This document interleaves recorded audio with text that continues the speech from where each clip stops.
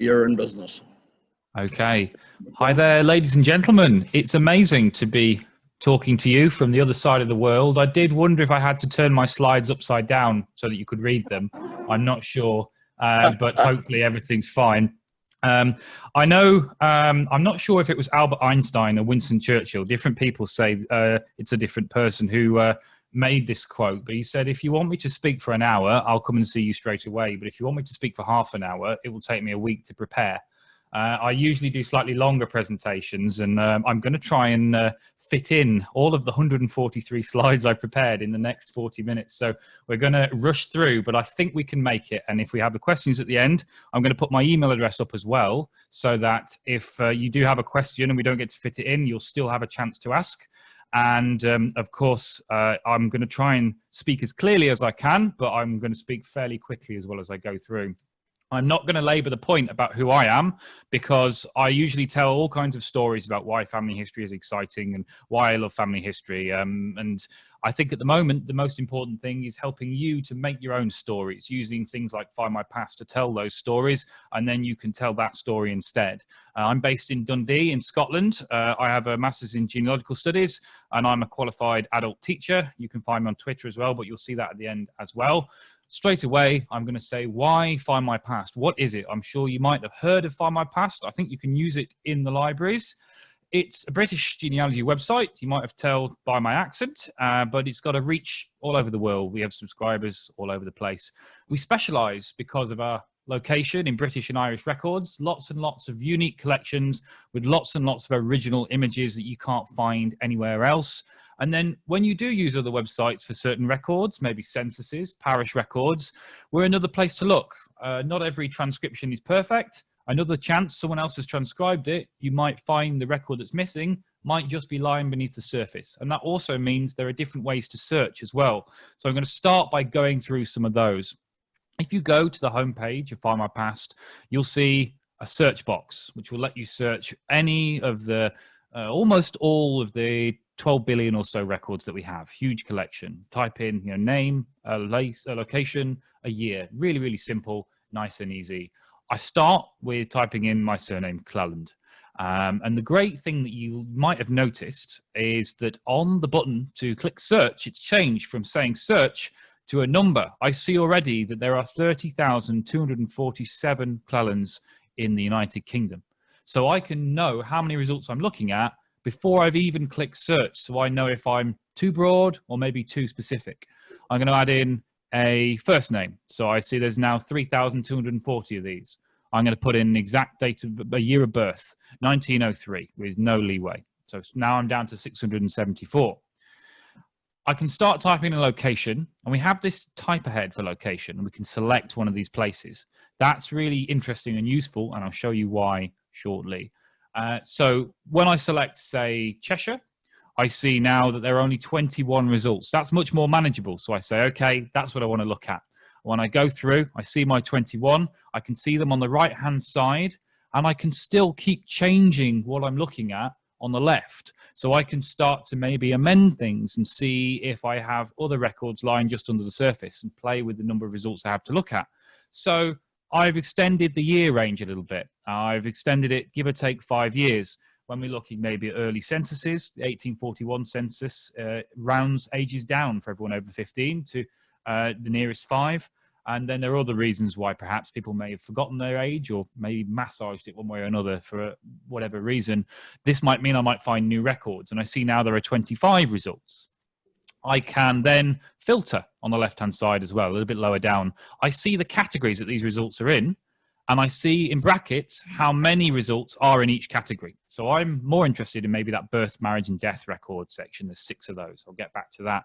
I can filter by location as well. Maybe I want to see just English records or Welsh records, or I want to be broader. Maybe I want to go to another country in the world or just look all over the world for these records. When I go back to that filter, I see these records and I look at those 6 birth, marriage, death, and parish records. And when I click on that, I have another filter, subcategories. So I can say, right, I want to look at deaths. And I see there are 2 of those records. They're of interest. And when I select that, I narrow things down again and I look at my results. I see I've got my James Clelland, 1948, died in Wilmslow, Cheshire. That's my great uncle. I've got the one I want. and I can look at those little icons just on the right, and that can help me too. So I see two here. One has those lines, and that means that there's a transcript for me to look at. That will give me more information from the search results, and it will tell me a lot more about this particular individual. And then when I see this one with the little sort of picture of the mountainscape with the sun, that means there's a photograph of the original record, which is really good to see. I can download it, I can attach it to my family tree, I can do plenty of things with it, and that's what I need to really go looking for. But when I'm doing these searches over and over, we go back to look at the same individuals, we look at our family, our ancestors, our cousins, and maybe there are new records that have arrived, or we want to try something new. What if we see the same results again and again, and maybe there's only one result that's new when we play around? That's okay, because when you've looked at records before, you'll get this little tick box, which will show you that you've seen it before. And that way we don't get so confused when we're looking at so many records, because when we look at lots of records, sometimes it's quite easy to lose track of where you are. There's another way to search as well, a category search. You can find this on the top bar that you'll see all the time when you look at Findmypast, and you see this little drop down when you press search. And this gives you all these different categories to go straight to, the ones that we saw in that first search of everything. And when I go to, say, birth, marriage, death, and parish, I can then select one of these things. So I can select a subcategory again. I look for parish baptisms. And one of the great things about Findmypast is, unlike a lot of websites, you don't even need a name to search. We can search by location. We can search by parts of a story, and we can find everything that we might be looking for. So I'm going to do something clever when I look for baptismal records. I'm going to search with no name at all, but I'm going to look for the names of the parents. So if I search with just the names of the parents, I can find the names of all the children that these two people had. And that might help me if maybe I'm looking for children who might not have survived to a census. Maybe they died young, or maybe I can find I'm missing someone in particular. They might be living with someone else during census years, or this was before the census. I click through and I search. I find 3 children, and I see them there. They look pretty plausible to be from the same family. Robert Clelland, Alexander Clelland, John Clelland, a few years between them. And if I want to sort them, I can sort them. They're naturally by default by relevance, which is a clever algorithm, but I can sort by any of these categories on the top. So surname, first name, year of birth, anything I can look at. I can just filter and start ordering things in different ways by clicking on those column titles. When I go and look using that again, we click on the icon, I see there's a transcript. I see there Alexander Clelland, born to Alexander Clelland and Isabella Rennie in Cadder in Lanarkshire. And then on the right-hand side, I see something that says, is this the same person? It's a related record, something that the computer has gone, maybe this is worth looking at. So if you remember those 3 names, I'm not going to ask anyone in particular because it's a bit of a memory test. Robert, Alexander, and John Clelland. When I look at this census for 1861, Alexander born in 1855 in this record, I see Robert, Alexander, and John in this household to an Alexander Clelland and Isabella Clelland. I know Isabella's name is Rennie because I found that by using this baptism search, but I now know where they're born. I know that these 3 people are in the same family. I can see they're all born in Cadder, and I can then perhaps use this to find out more, and I can keep looking at these related records, doing searches without even having to click search by leaping to these relative records. And there's another thing you can use in these category searches and subcategories. Whenever we have a more advanced search, we have something really clever, which I'm really excited to show off. It's fairly new. Other websites, when you look for a record, will have this idea of looking in the same county or looking in the same county and all the counties that surround. So you end up really with either too few records or maybe too many. And we have to think about this a little cleverly. So we have this search radius, and that's why that search location type head was really important. We've located all of these locations around the country and many around the world, and we started to plot them on a map.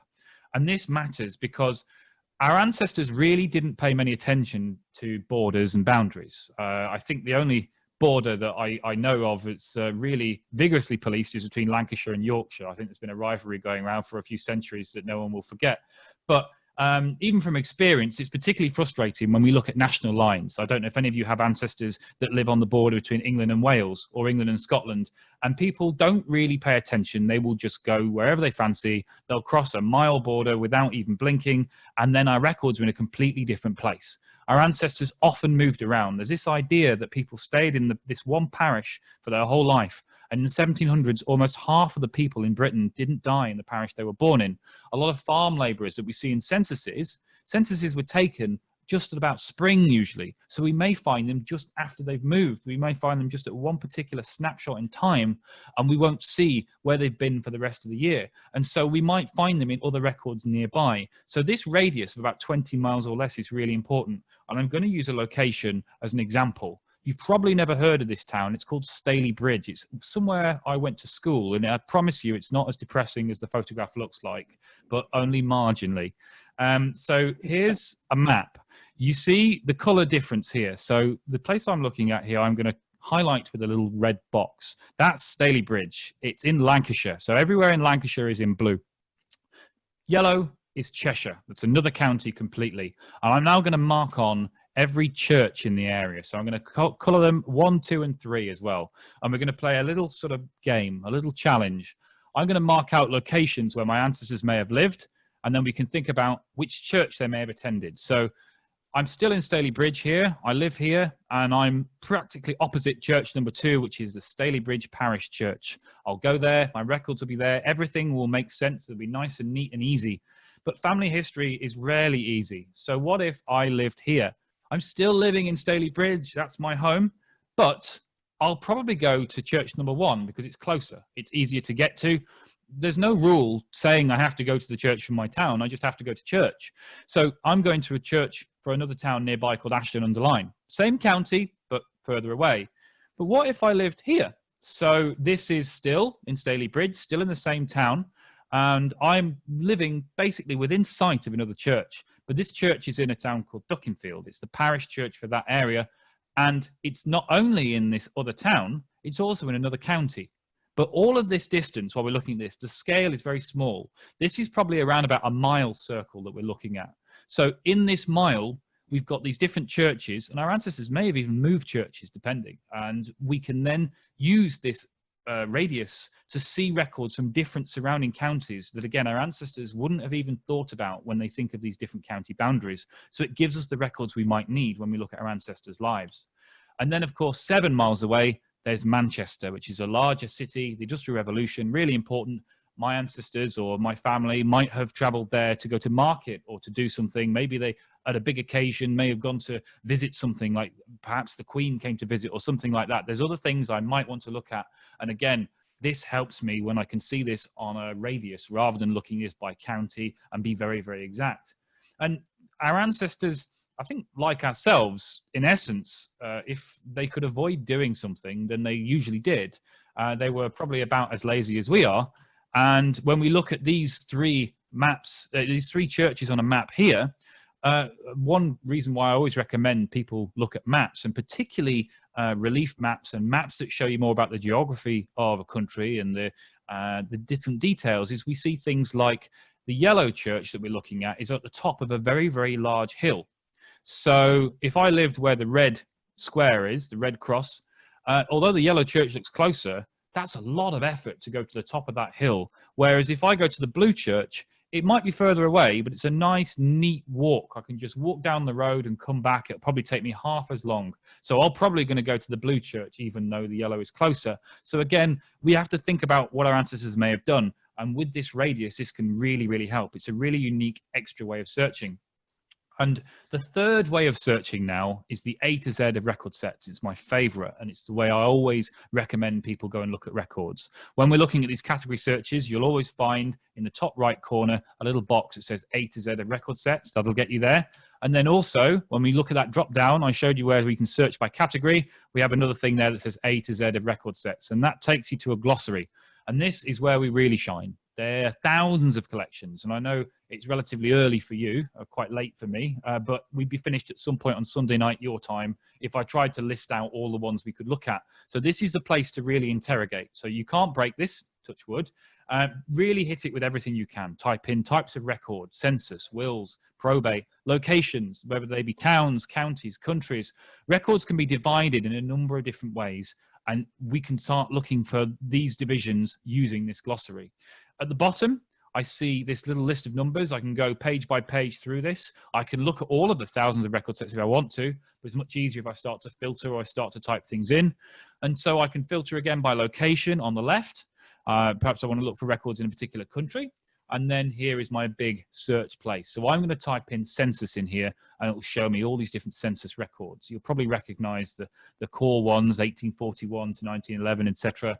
I'm going to filter on the left to Scotland, and it will show me all of the Scottish censuses we have. So the core ones, again, you're probably used to, but there are lots of ones that aren't so familiar. These ones are the ones that might be perfect for finding those missing ancestors. I see them here. And these two are really interesting. So this isn't a big collection, although any census before 1841 is great. And this one is rather special. It was preserved. It's the 1821 census for about half of Orkney, but it was stored in a farmer's drawer for safekeeping. And it was rediscovered only a decade or two ago. And it contains full households with exact ages. And it's got images as well, because we've scanned that wonderful collection. You'll see a number on the right, and that number reflects the number of records in that collection, or if it's a browsable collection like the one below, that's the number of images that we have to go with it. And then when we click through, we can take a look at that record set itself. And this is why this is my go-to.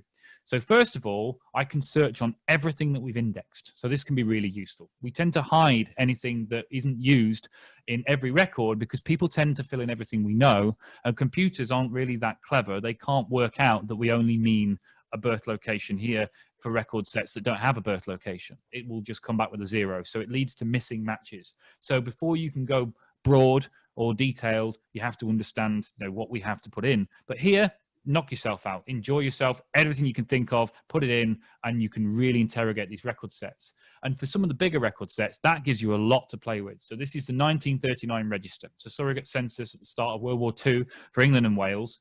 And we're really proud to be the first to digitize this. We did it a few years ago, but we can do clever things with it. And this is my favorite example. I'm going to look now for John Smith in all of England and Wales on the 2nd of September 1939. And I'm probably sure if any of you have a John Smith in your family tree, you already know what's going to happen, and you're maybe a little bit scared. But I'm going to now use that seeing results on a button so I don't have to click search, and we're going to look at that number.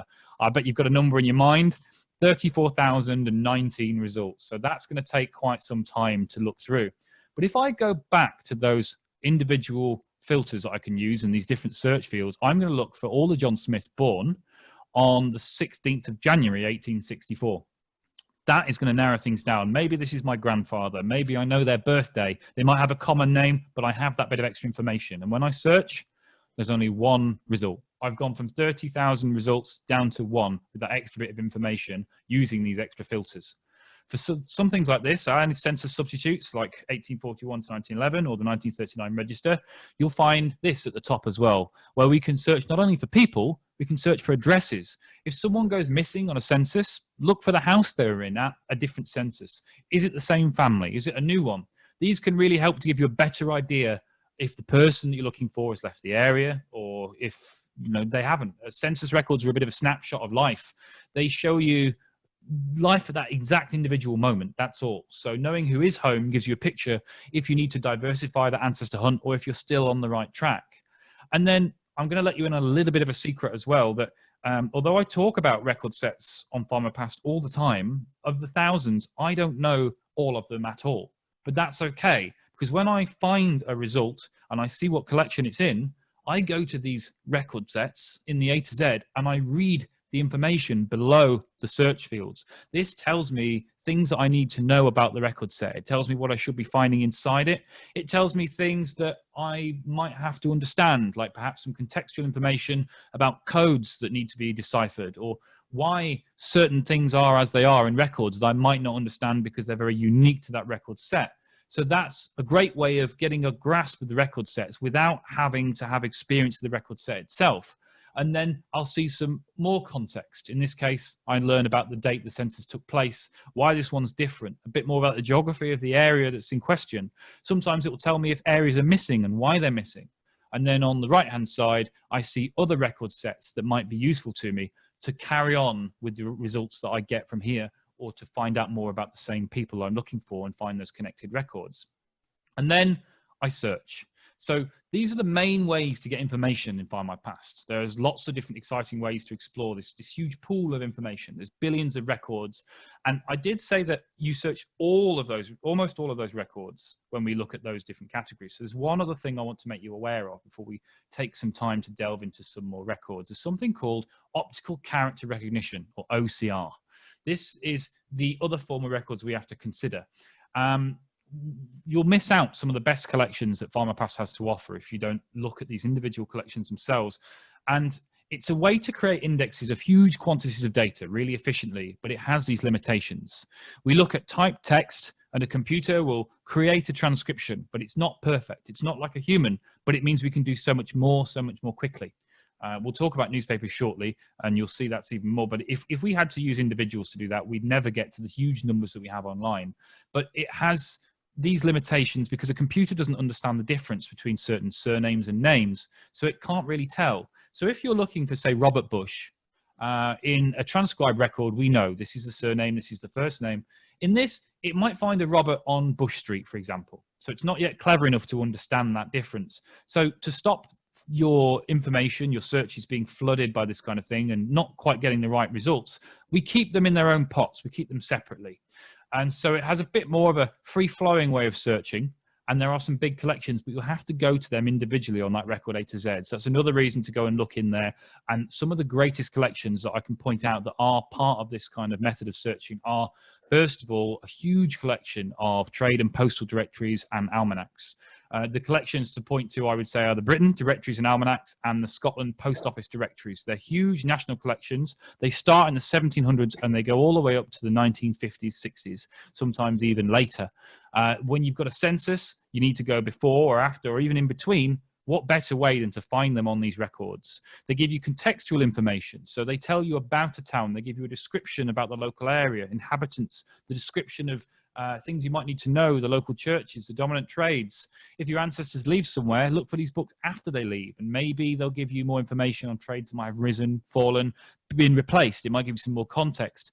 And then, of course, as it's a listing, I'm sure you've got your own indexes in New Zealand of those people who, you know, with their homes or their occupation. You can browse through, find out about them. Searching is one way, but also try browsing. They're alphabetical, go through page by page. You can still find people that way. Really, really useful. And then we have a huge collection of electoral registers. They cover the whole country, 1832 to 1932, 220 million of them going from the British Library, the largest repository of these in the world. They're searchable along with all these local editions. Great for finding people between censuses and after censuses again. But do remember, when we look earlier in this span of records, fewer people could vote. In 1832, the aristocracy was quite terrified of the idea that if anyone but the aristocracy was allowed to vote, chaos would unfold. I'm not going to comment on whether they were right or not. I'm going to leave that to your own judgment. But now, as we move later through history, many more people can vote, and you've got much more chance of finding your ancestors. By the mid to late 1800s, we see tradesmen, we see people who are qualified, and we see more and more people as we get towards the 20th century, when the franchise was expanded to the point to include pretty much every male, and then later females as well. And then the greatest thing we have that uses this optical character recognition, this OCR, is our newspapers. We have almost 40 million pages of newspapers all over Britain and Ireland, from every single county in Britain and Ireland. They're local and they're national. They start in the 1600s and they go right there up to the modern day. In some places, we have different newspapers from the same location with different perspectives. In Ireland, we have both Catholic and Protestant newspapers from the same area. And you can bet they've given very different accounts of perhaps certain fights in the area or something like that, depending on who was the gallant hero and who was the villain. There's so many different things that can be seen when we look at these local newspapers that are full of detail. We have almost 1,000 different titles, and we add almost 100,000 pages a week. So keep coming back. Look for your local paper. That's great, everywhere your ancestors were. But be aware, lots of papers thought if it was worth telling, it was worth reprinting. And then you'll find your ancestors in stories all over the country and sometimes all over the world. My ancestors from Dumfries have been found in Newcastle. They've been found in Cornwall. If the story was interesting, it was reprinted. And they're in a different part of the website, the newspapers and periodicals section. It's not in the main search. It's a whole new category. You'll find it here. We'll go back to that category drop down, and we see newspapers and periodicals. And when I select that, here I go, exactly the same sort of methodology. We see here I can type my name, my place, my location, any more information, and I can filter on the left, and I have that information just below. But these newspapers can tell these wonderful stories. Here's an example. I found this military record. It's of my great-grandfather. I see where he was posted during the First World War. In the newspaper, I find a photograph I've never seen before of him in uniform, and I see details of why he came home. Without this newspaper, I would never know this information. I see he was on sick leave because he was gassed, and I find a story about him being buried with his Lewis gun, the date he enlisted, December 1914, and that he served 3 years in France. New information, really, really useful, and that photograph is like gold dust. It's wonderful. There are things like obituaries. We have the core records, but we can use newspapers to tell that story. I look for Daniel Clelland's father, my great-great-grandfather, same name. We're not very creative in our family. And I see lots of detail about him. I see his place and date of death, secondary school in Dalry in Ayrshire. I see he died on Wednesday afternoon, the 11th last. I see where he was born, Dalry, and where he went to school. So that helps me find perhaps school records. I see his occupation. I see he was a tailor for a long time, and then he became school attendance officer for the parish. I see that he was important and involved in building part of the school, which is still there today. So I can go there and I can see this concrete legacy that he was part of. I find extra information that I won't find anywhere else. I see that he's really good at running. He used to do the 100-yard sprint and give people 15-yard head starts and still win. That's quite exciting. I can learn more about him. I see he was director of the Rugby Park Club. I see he enjoyed football. He played football in England about 50 years before he died, and then he was a referee for a long time. He was director of the local co-op society, and he was a member of the Royal Order of Foresters, the ancient Order of Foresters. So I can find more records again. I can find his nickname. He was called Dan. And details about his character. He was a conspicuously erect figure in daily comings and goings, and he had a wonderful memory, knew everything about the past in this parish, and really, really took it to heart and was a big storehouse of information. Then I find out details of his funeral, where he was buried, when he was buried, who was at the funeral. I find out details of his family. He was predeceased by his wife and leaves a family of 3 sons and 7 daughters. So I can then maybe check if I've got those people in my family tree. And then to top it all off, I have the only photograph I've ever found of my great-great-grandfather. I have no photograph of him at all. My grandfather, when I showed him this, burst into tears. It was absolutely wonderful. We have no pictures of this part of the family. They all seem to be lost long ago, and this was wonderful. He died just about 3 years after my grandfather was born, so he can't really remember him. But it's wonderful. And there is a sort of family resemblance. I don't know if it's gone all the way down to myself. I think maybe if I grew a mustache, we might see it more. But it's wonderful, again, to find this photograph and to see something that I can't get anywhere. And that's why these newspapers are fantastic. There are many things that you'll never find in a record. I don't know when we're going to get our Eagle Encounter indexes or balloon adventure records, but in these records, we can find them. We can find them in newspapers. We can tell that story. Of course, before photographs, there were drawings, and those drawings and illustrations are great. And then we see, just like today, the wonderful imaginations that our ancestors have had. The Victorians had a very magical way of seeing the world, I think we can say. So one story here, of course, 2 monkeys were discovered with unloaded pistols. They'd both been shot, and they were found with these 2 pistols next to them. And the only way a Victorian mind could understand this is that they'd obviously decided to fight a duel to the death for each other's honor. And so we have this detail and a little bit of a drawing of what must have happened. There was a young girl, who was found dead the next morning after a very, very cold night. The door was locked, and there was no way she could get in. And of course, she didn't freeze to death. That very terrifying looking donkey that was behind her actually scared her to death, according to, again, the Victorian mind. So we have this way of seeing things, and again, more of an idea of how they saw the world and how ancestors moved things. I've been following elections, and I think we're all vaguely into politics. And I wondered if things in the past were a lot more innocent and happy, because they definitely don't seem to be at the moment. And so I took a look. And it seems no, they've always been just as bad. Whenever in Britain people didn't like what a candidate was saying, they had this new invention called a megaphone where they could just shout them down. They might want to go and run after them and bash in their top hat from above. They called that bonneting. Sometimes they would run after them with paint and paint their faces if they disagreed. They would riot, and then every once in a while they'd just try and kill the candidate. So, you know, that's something that has always been going on. This is from 1885. Again, it gives me that wonderful context to understand how our ancestors saw the world. And then when I talk about these pictures and photographs, these records, as I said, go right the way up to the modern day. This is a lady that I met at one of the big events in Britain. It was called Who Do You Think You Are Live. It's no longer on, but it was based around the television program, a very large conference. She came over, she had a big fur coat and pearls and a huge family history folder and said, I don't think you can find anything for me. I'm descended from King Edward and I've got this big family tree I've almost finished, basically. And whenever someone says that they've finished their family history, that's one of those moments where it seems like a personal challenge. So we had a look in these newspapers, and within 5 minutes, we found these photographs. And these photographs are magical for one particular reason. So that is a photograph of her. This is her on the announcement of her engagement, a very young photograph. She couldn't remember the photograph being taken. And then also there's a photograph of her on her wedding day, which was a few weeks afterwards in the same newspaper. Her husband had only recently passed away, and she didn't have any copies of these photographs. And so she broke down in tears and was so happy. This was fantastic. And wedding photographs are common. There are many photographs going back to the 1800s because photographs take up a lot of space. And for an editor in these large newspapers, that's a fantastic thing. And as I said, before photographs, we have drawings. Someone sent in a picture of their grandfather. They'd only found the drawing.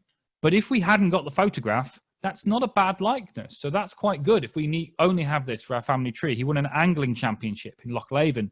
And so now I have something else to add to my family history. And then there's another photograph, someone who works at Findmypast who was just starting their family history journey. And I was kind of enjoying recapturing that magic in the same way because I've been doing it for a little bit longer. And I went and found a photograph of their grandfather they hadn't got. And so when I found the photograph, before I showed them, I made them promise that they would frame the photograph and put it on their office desk. And they worked at Findmypast. I've been there for about 8 years now.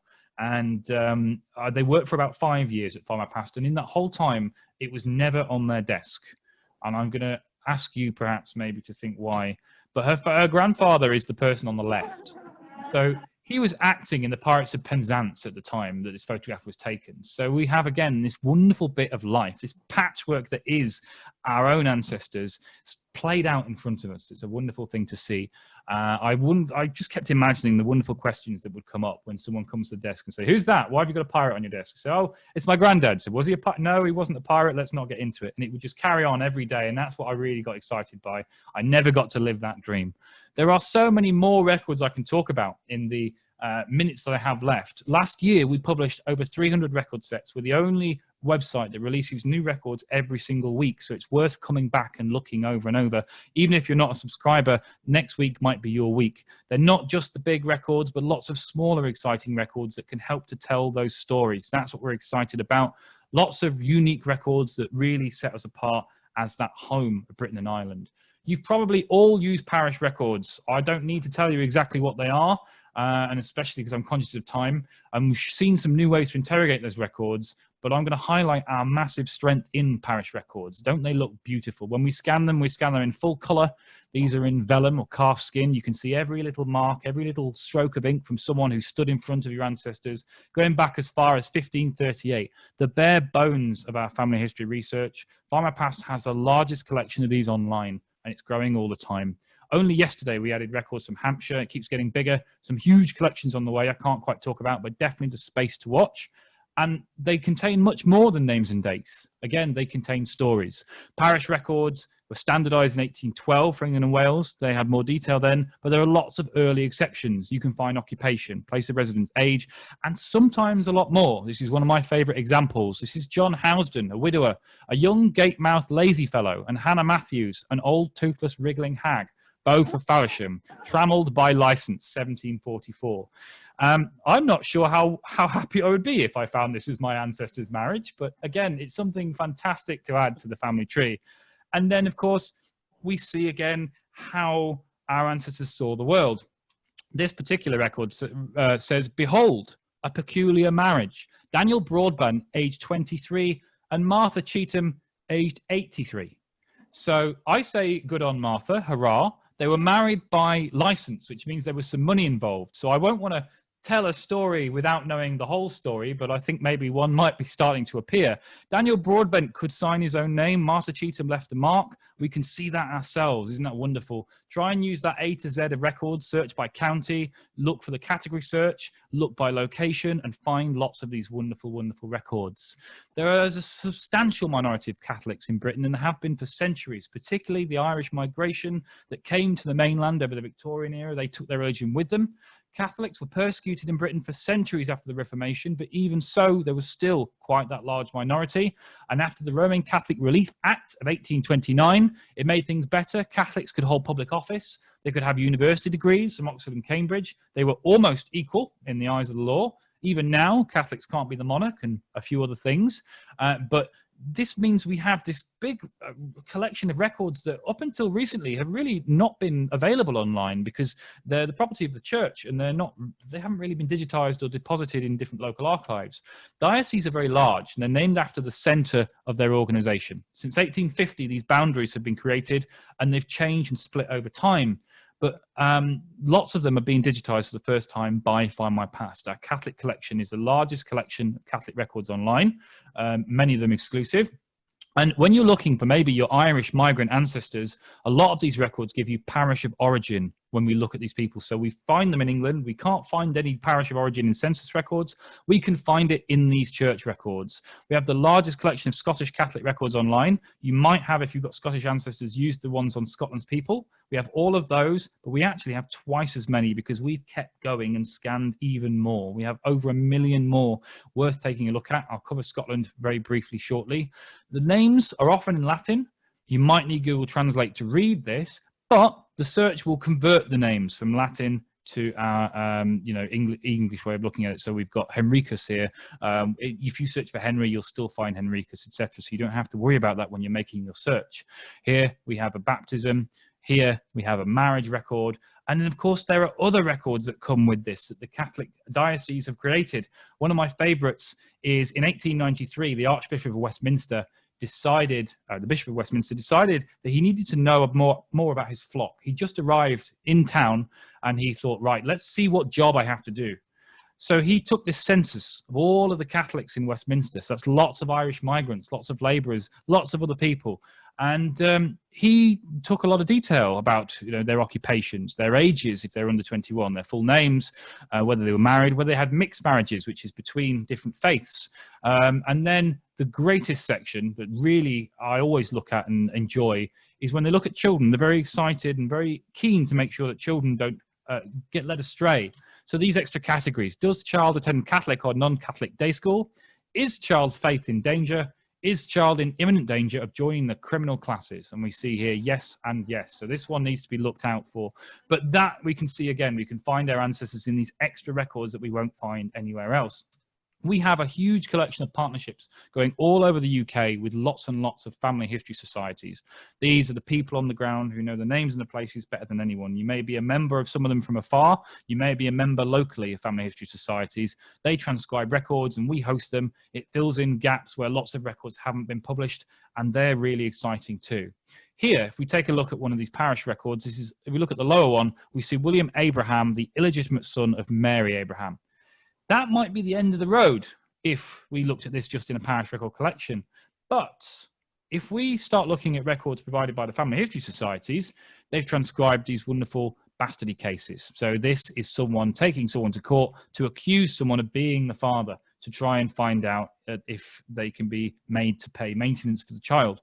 So we see Mary Abraham has accused William Allen of Labourton as the father, and he's been announced by the church as being the father. So they looked at the evidence and said, yes, you're the one. So now we have a name. We can continue searching using this record. There are lots of detailed records in here. We look at this, a John Kerwin. This is a cholera casebook from all those who died in Manchester in a particular dangerous outbreak in 1832. We see that he had a drunken fit for 3 weeks, that he ate beef, veal, potatoes, and buttermilk as his last meal. He lived in a filthy street, but his room was clean-ish. These things we can't find on a death certificate, and we find them in records like this. Again, I could talk about thousands of these different individual collections. There's probably definitely something for your area, so it's worth looking at Record A to Z. And what's more, when you look at these records, these societies earn royalties, and so they get paid for their good work too from your subscription, and that supports the great work that they do. So that means they can continue to bring these new records to you, and those records might still contain your ancestors. We've got military records, millions and millions of service and pension records going from 1760 to 1920, scanned, often in colour, and casualty lists, medal rolls, all these different conflicts, World War I, World War II. We can't get World War II service records, but we can get enlistment records, and we've got many of those. Different conflicts, Aden, the Indian Mutiny, Cyprus, the Falklands War, many, many more, and then records for those that are missing from censuses, army lists, military nurses, navy lists, records from every branch of the armed forces, the RFC, the Royal Flying Corps, and the Royal Naval Air Service, all the different things that became the Royal Air Force, which had many people from all over the Commonwealth, from New Zealand, Australia, and more in here are available and able to search. We see unparalleled detail. When you look at an image on Findmypast, if you see a little silver arrow on the left or right, press that arrow and keep going until the arrow disappears or you see someone else's name, because these records can be anything up to 100 pages long, and some of them have lots of detail. This, I see an 18-year-old chap called Myko Clelland. I won't mention how closely related he is to me, and you'll understand why very shortly. I see his physical description. I see his complexion, his eye colour, his hair colour, his height. I see where he was posted in Lucknow. He was at the siege of Kandahar, all these different things. He was in Afghanistan. All these things in Victorian military, things I can imagine him doing as this swashbuckling hero. I see he got medals for bravery. I see his chest expansion. I see all the different times that, you know, his conduct was, you know, whether he had good conduct, exemplary conduct, poor conduct, etc. And the education he had in the military. I also see his medical record. I see he introduced himself repeatedly to every local woman he could find, and spent more time in hospital with various different ailments than he did on the battlefield, doing his bit for international relations. This is stuff I can't find anywhere else. I now have an unparalleled picture of this man that I couldn't find in any other record. There are military records, criminal records, a huge collection of exclusive records, not only court calendars that tell you the facts of the case, but details of incarcerations that can tell you lots. We can look into the eyes of these men. This is a time when photography was very, very expensive, and these men were primarily working class. They probably could never afford a photograph of their own. These, I can say with some confidence, are probably the only photographs of these people that ever exist. And we can look at them now. If this is your ancestor, that's a huge thing to find. And then, of course, there are some things, again, that tell us more about our ancestors. Some things you might not want to know about your ancestors.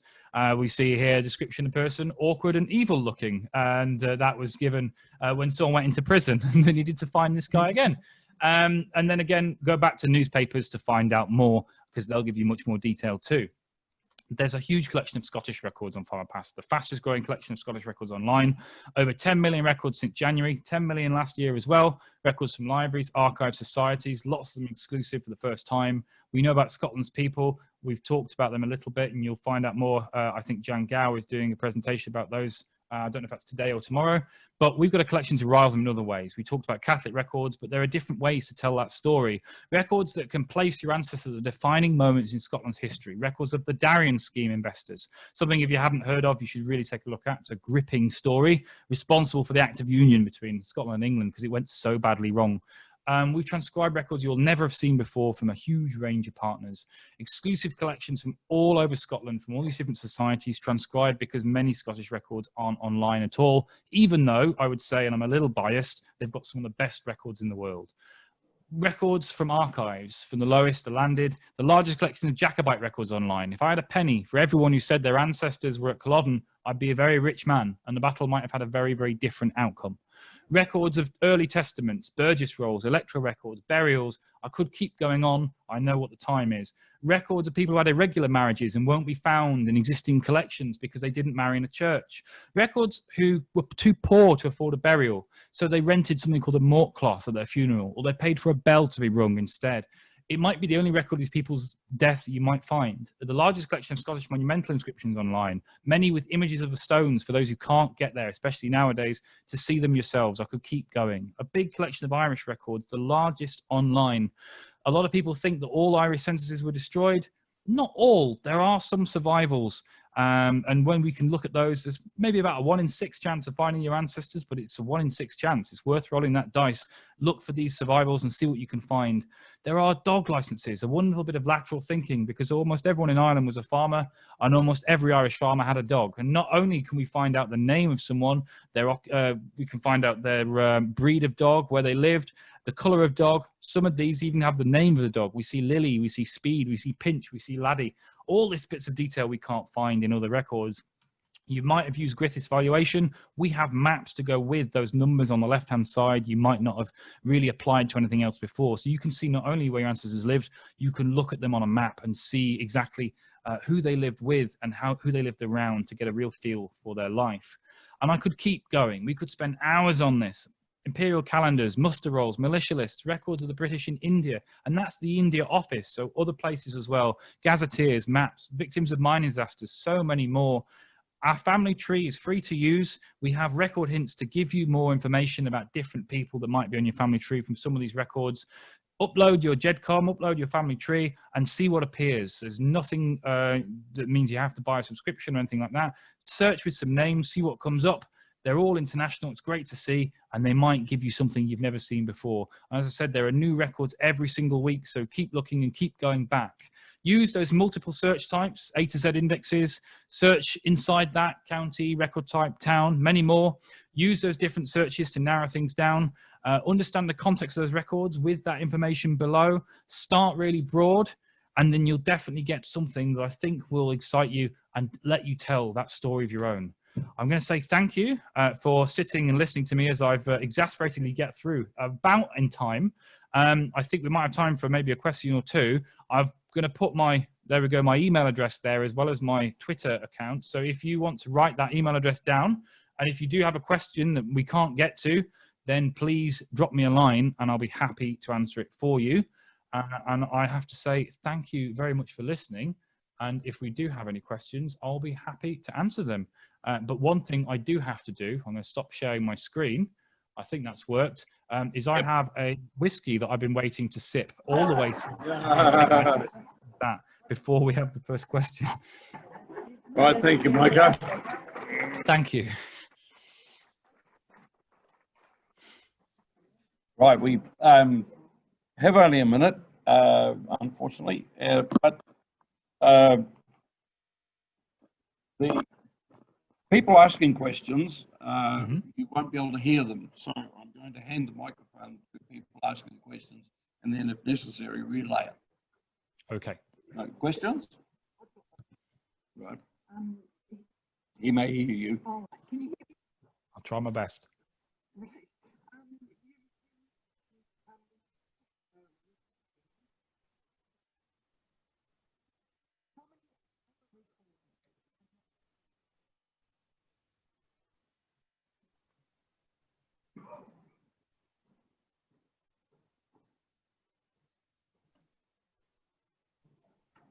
Has there been a question? Oh, sorry, I can't hear. Oh, you didn't hear it. No, sorry. No, it's this one. No. No, it's this one's not on. It's the microphone on the computer, so he should have heard you. Can you hear me? I can now, very well. Right, hi. You mentioned the newspapers, they're not in the main search. How many other records do you have to search individually, i.e. not in the main search option? So the records that are searchable, just as I said, in the record A to Z and not in the main search, are all the ones that have that certain way of transcribing, that optical character recognition. So it's really only newspapers and the very large sets of printed directories. So army lists and trade directories and newspapers, really.